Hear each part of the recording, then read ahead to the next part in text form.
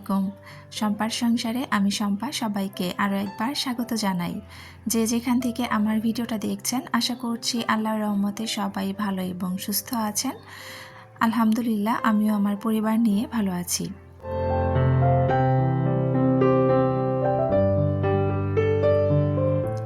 আজকে সারাটা দিন আমার বাসায় পানি ছিল না, তো পানি ছাড়া একটা দিন আমি কেমন করে কাটিয়েছি সেটাই আজকে আপনাদের সাথে শেয়ার করব। তো আশা রাখছি ভিডিওটা আপনাদের কাছে ভালো লাগবে। তো আমি কিন্তু সকালবেলা বালতিতে পানি ভরা দিয়েই ভিডিওটা শুরু করলাম। গতকালকে রাতে আমাদের বাসাওয়ালি ভাবি ফোন দিয়ে বললেন যে আজকে হচ্ছে সকাল থেকেই বাসায় ট্যাঙ্কি লাগানোর কাজ চলবে। মানে আমাদের বাসাতে হচ্ছে একটা ট্যাঙ্কি ছিল, তো যেহেতু অনেকগুলো ফ্যামিলি যার কারণে একটা ট্যাঙ্কি দিয়ে কভার হচ্ছিল না, যার জন্য কিন্তু নতুন আরেকটা বড় ট্যাঙ্কি আনা হয়েছে। তো সেটাই আজকে লাগাবে। তো ভাবি গতকালকে রাতে ফোন দিয়ে বলে রেখেছেন যে সকাল 9টার মধ্যেই পানির যে সমস্ত কাজ আছে কাজগুলো যেন সেরে রাখি, আর হচ্ছে সব বালতি সব কিছু যেন ভরে রাখি আর কি। তো এই জন্য সকালবেলা উঠেই কিন্তু আমি আগে বালতিটা ভরে নিয়েছি। 2 ওয়াশরুমেরই আমি হচ্ছে মোট বল তারপরে হচ্ছে বালতি মিলিয়ে মোটামুটি 6 বালতি পানি ভরে রেখেছি। যেহেতু আমার ছোট বাচ্চা আছে আর পানির কাজ কিন্তু সব সময় লাগে, দেখবেন সারাদিনে কিন্তু প্রচুর পরিমাণে পানির কাজ যায়। আর যাদের ছোট বাচ্চা আছে তাদের তো আসলে কথাই নেই, এত পরিমাণে পানি লাগে। যার কারণে আমি কিন্তু আগে পানিটা ভরে রেখেছি, আর অফ ক্যামেরাতে কিন্তু পানি ভরতে দিয়ে আমি মেশিনে কাপড়গুলো দিয়ে দিয়েছি। যেহেতু 9টার পরে মিস্ত্রি চলে আসবে, তারপরে কিন্তু কাজ শুরু করবে আর পানি চলে যাবে। তো এইদিকে গতকালকে রাতে আমার হাজব্যান্ড হচ্ছে ডিম এনে রেখেছিল, তো ডিমগুলো এখন আমি ধুয়ে নিব। যেহেতু দেখা যাবে সারাদিনে আর আমি এটা ধুতে পারবো না, এই জন্য কিন্তু আমি নাস্তা রেডি করার আগে ডিমটা ধুয়ে নিচ্ছিলাম।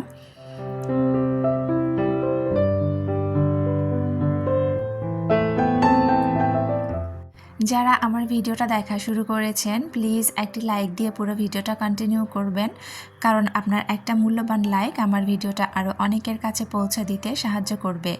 যারা নতুন আমার চ্যানেলটা ভিজিট করছেন, আমার ভিডিওর কোনো অংশ, আমার কথা বা কাজের কোনো অংশ যদি আপনাদের কাছে একটুও ভালো লেগে থাকে, আর আপনারা যদি এরকম লাইফস্টাইল ব্লগ ভিডিও দেখতে পছন্দ করে থাকেন, তাহলে আমার চ্যানেলটি সাবস্ক্রাইব করে পাশে থাকা বেল অপশনটি প্রেস করে অল বাটনে ক্লিক করে রেখে দিতে পারেন, যাতে করে আমি ভিডিও ছাড়ার সাথে সাথে নোটিফিকেশন আপনার কাছে চলে যায় আর আপনি আপনার মূল্যবান সময় বের করে আমার ভিডিওটা দেখে নিতে পারেন।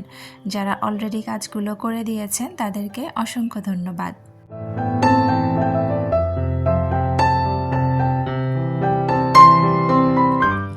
মাঝখানে একদিন ভিডিও দেইনি, তো যার কারণে আজকে ভিডিওটা এডিট করে হচ্ছে যখন ভয়েস দিতে বসেছি কেন যেন আমার কথা একটু এলোমেলো হয়ে যাচ্ছে, যেহেতু একদিন ভয়েস দেইনি আর কি। তো একদিনেই কেমন যেন আমার কাছে সব কিছু গোলমাল লাগছে। তো যদি কথার মধ্যে কোনো ভুল ত্রুটি থেকে থাকে তো একটু প্লিজ ক্ষমা সুন্দর দৃষ্টিতে দেখবেন। তো এদিকে আপনাদের সাথে কথা বলতে বলতে কিন্তু আমি ডিমগুলো সুন্দরভাবে ধুয়ে নিয়েছি। আমি সামান্য একটু ভিম লিকুইড দিয়ে তারপরে ডিমগুলো ভালোভাবে ধুয়ে নিয়েছি। আর আজকের ডিমগুলো মোটামুটি বেশ ভালোই নোংরা ছিল, যার কারণে কিন্তু আমি একটু ভিম লিকুইড দিয়ে তারপরে একটা নেট দিয়েও সুন্দর করে পরিষ্কার করে ধুয়ে নিয়েছি। তো ডিম ধোয়ার সময় দেখছিলাম যে একটা ডিম কিন্তু একটু মোটামুটি ফাটাই বের হয়েছে, ওটা আমি খেয়াল করিনি। তো ধোয়ার সময় ওটা আমি আলাদা করে রেখে দিয়েছি, না হলে দেখা যাবে যে হাতে চাপ লেগে ওটা গলে যাবে। তো যার কারণে ওটা রেখে দিয়ে আমি অন্য ডিমগুলো সুন্দর করে ধুয়ে রেখে দিচ্ছিলাম।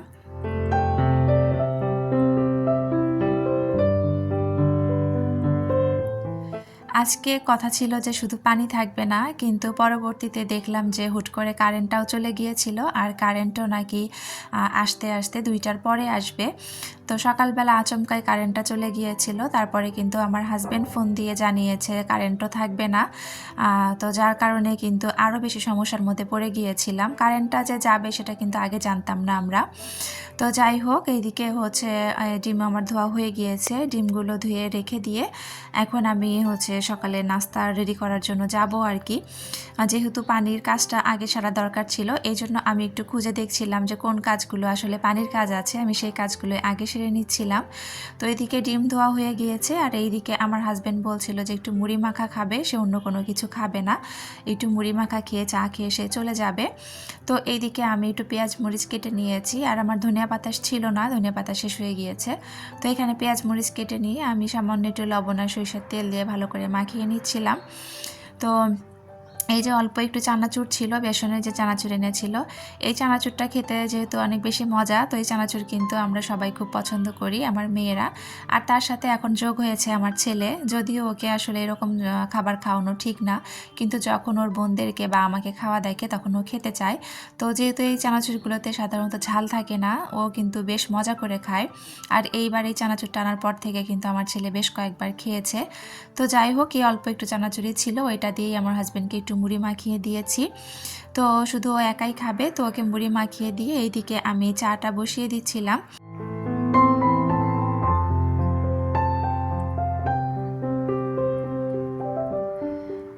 আমার ছোট মেয়ে, আমার ছেলে, ওরা সবাই এখনও ঘুমাচ্ছে, ঘুম থেকে ওঠেনি, তবে আমার বড় মেয়ে উঠে গিয়েছে।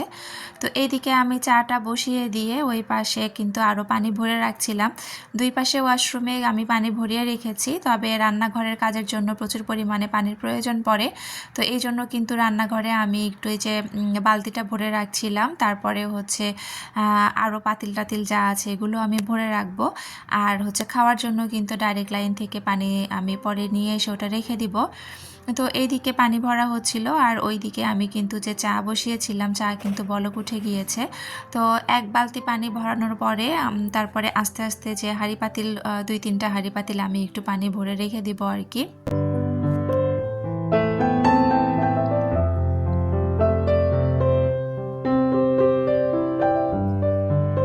রান্নাঘরটা ছোট হলে দেখা যায় যে সব রকম কাজ করতেই একটু অসুবিধা হয়ে যায়। আমার এই জায়গাটুকুর মধ্যে এত জিনিস রাখাটা সত্যিই খুব কষ্টকর হয়ে যায়, কিন্তু কিছু করার নেই, আমাকে এভাবে আসলে ম্যানেজ করতে হয়। আমি আসলে এর আগে যে কয়েকটা বাসায় থেকেছি, মোটামুটি সবগুলো বাসার রান্নাঘর কিন্তু বড় পেয়েছি, তবে এই বাসাটাতে এসে আমি রান্নাঘরটা অনেকটাই ছোট পেয়েছি, যার কারণে আমার ম্যানেজ করতে একটু সমস্যা হয়। তো এই যে ওইদিকে বালতিটা আমি রেখে দিয়েছি আর এখানে হচ্ছে আমি যে পাতিলগুলো আছে সেই পাতিল 2-3টা একটু পানি ভরিয়ে রাখবো। আর এদিকে কিন্তু আমার চা করা হয়ে গিয়েছে, অফ ক্যামেরায় আমি চা করে নিয়েছি। আর তখন মুড়ি মাখি আমার হাজব্যান্ডকে টেবিলে দিয়ে গিয়েছিলাম, তো ও কিন্তু টেবিলে বসেই খাচ্ছিল। আর এইদিকে আমি হচ্ছে চাটা ঢেলে নিচ্ছিলাম আমাদের 3 জনের জন্য। আমার ডাইনিংটা আসলে কোনো জানালা নেই, যার কারণে দেখা যায় যে সবসময় লাইট জ্বালিয়ে রাখতে হয়। এই জন্য কিন্তু অনেক সময় হয়তো ভিডিওর একটু অন্ধকার আসে, তো একটু ক্ষমা সুন্দর দৃষ্টিতে দেখবেন। আর এইদিকে আমি একটু অফ ক্যামেরায় পাতলা খিচুড়ি রান্না করেছিলাম আমার ভাগ্নির জন্য।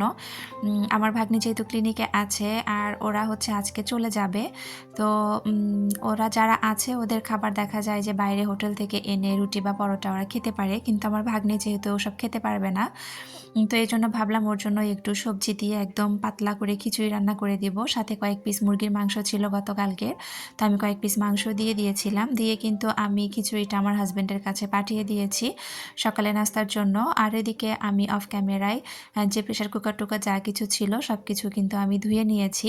আর তারপরে আমরা নাস্তা করার জন্য চলে এসেছি। আমার হাজব্যান্ড সকালে যে মুড়ি খেয়ে চলে গিয়েছিল আর আমি কিন্তু শুধু চা খেয়েছিলাম, আমি কিন্তু মুড়িও খাইনি।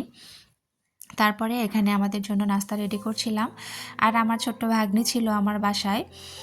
আমার আরেকটা বোন আছে, সে আবার ক্লিনিকেই আছে, আমার ওই ভাগ্নির কাছে আছে, তো ওর মেয়ে ছোটটা হচ্ছে আমার বাসায় আছে। তো যাই হোক, তো আমাদের 4 জনের জন্য, 4 জন বলতে আমার ছেলেকে দিয়ে আমরা তো 5 জনই আছি।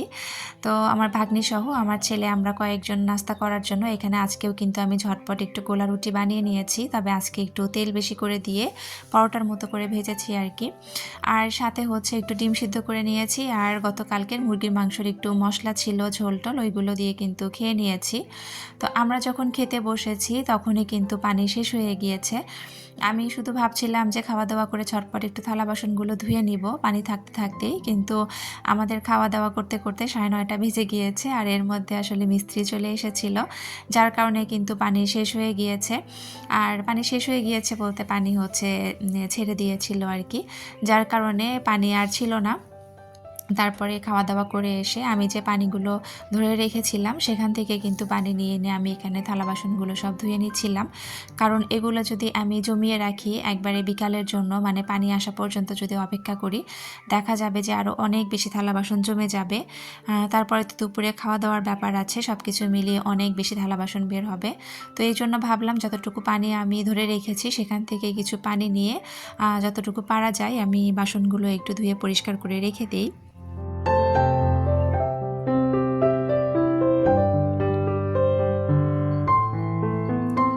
আমি যখন ভয়েস দিতে বসেছি তখন আসলে আসরের আজান দিচ্ছিল। তো শুরুর দিকে যখন ভয়েস দিই মাঝখানে আসলে আজান শুরু হওয়ার কারণে আমি কিন্তু আজান শেষ হওয়ার পরে আবার নতুন করে ভয়েস দেওয়া শুরু করেছি। যার কারণে ভয়েসের হয়তো বা একটু এদিক সেদিক হতে পারে বা লাগতে পারে আপনাদের কাছে, তো একটু ইগনোর করবেন। তো এইদিকে আমি ঝটপট একটু রান্না করে নিচ্ছিলাম। আমি এখানে হাতে মাখিয়ে ছোটো মাছ রান্না করব, যেহেতু পানির সমস্যা আছে আর তাছাড়া গতকালকের আমার কিছু তরকারিও আছে।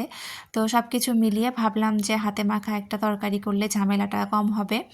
তো এদিকে আমি হচ্ছে যে মোয়া মাছটা রান্না করছিলাম, আর আমার যে রসুন বাটা শেষ হয়ে গিয়েছে নরমালে, সেটা আমার মনে ছিল না। তো ডিপ থেকে বের করে আমি একটু কেটে নিয়ে তারপরে কিন্তু রসুন বাটা দিয়েছি। তো তারপরে এর মধ্যে এই যে লবণ, হলুদ, মরিচের গুঁড়া দিয়ে দিয়েছি আর সামান্য একটু সয়াবিন তেল দিয়ে আমি হাতে মাখিয়ে তরকারিটা রান্না করব। আর এই তরকারিতে তো আসলে আমি পেঁয়াজ দিই না। আমি দিই না বলতে, যেহেতু এটা আমার শাশুড়ির মতো করে রান্না করি আমি, তো আমার শাশুড়ি যেহেতু এই তরকারিতে পেঁয়াজ খায় না, তো আমিও কিন্তু তরকারিতে পেঁয়াজ দিইনি। তো এখন আমি পরিমাণ মতো পানি দিয়ে তারপরে কিন্তু ঢেকে চুলাটা অন করে দিব।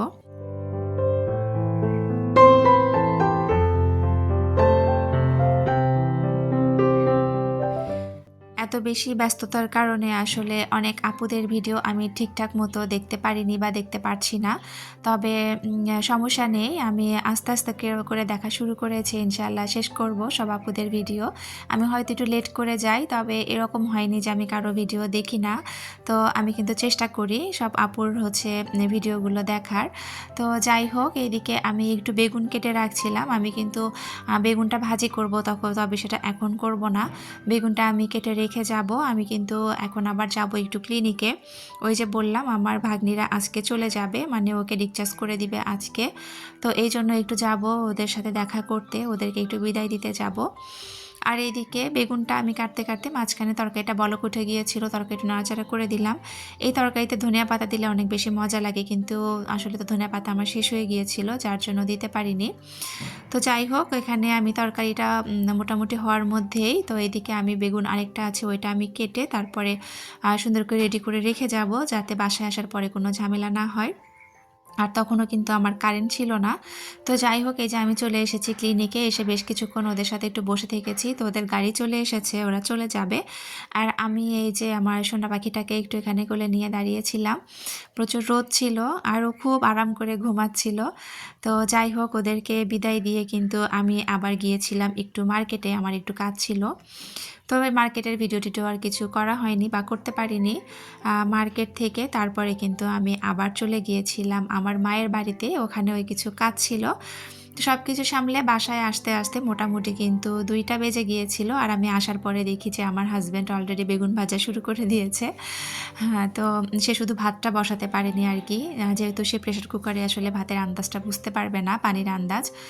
আর এই যে আমার মায়ের বাড়িতে গিয়েছিলাম, তার কারণ হচ্ছে আমার মা আমার জন্য একটু দুধ নিয়ে রেখেছিলেন, দুধগুলো নিয়ে আসলাম। আর এখানে কিছু মাছ দেখতে পাচ্ছেন, এই মাছগুলো আমার বড় আপু দিয়েছে, মানে যে আপুর মেয়ের হচ্ছে বেবি হলো, ওই আপু ক্লিনিকে আসার সময় এই কিছু রুই মাছ, তারপর পুঁটি মাছ আর হচ্ছে পাবদা মাছ, কাতল মাছ এগুলো নিয়ে এসেছিল আমার জন্য, আমার আরেক বোনের জন্য, আমার মায়ের জন্য। তো মা ওগুলো সব কিছু সুন্দর করে প্যাকেট করে রেখেছিল, ওইগুলোই নিয়ে আসলাম। আর পাবদা মাছ এখানে একটা দেখতে পাচ্ছেন, তার কারণে পাবদা মাছগুলো বেশ বড় সাইজের। তো আপু হচ্ছে 3টা পাবদা মাছ দিয়েছিল শুধু আব্বুকে খাওয়ার জন্য, কিন্তু মা আবার ওখান থেকে একটা হচ্ছে আমার এক ভাগ্নিকে দিয়েছে আর একটা মাছ আমার ছেলের জন্য দিয়ে দিয়েছে। তো এদিকে আমি প্রেসার কুকারে ভাত বসিয়ে দিয়েছি, আর এদিকে কিন্তু আমি টেবিলে খাবার নিয়ে নিয়েছি। আগের দিনের ডাল ছিল, ওটাও গরম করে নিয়েছি। তো ভিডিও শেষ পর্যায়ে চলে এসেছি, সবার সুস্থতা কামনা করে আর আমার পরবর্তী ভিডিও দেখার আমন্ত্রণ জানিয়ে এখান থেকেই বিদায় নিচ্ছি। আল্লাহ হাফেজ, আসসালামু আলাইকুম।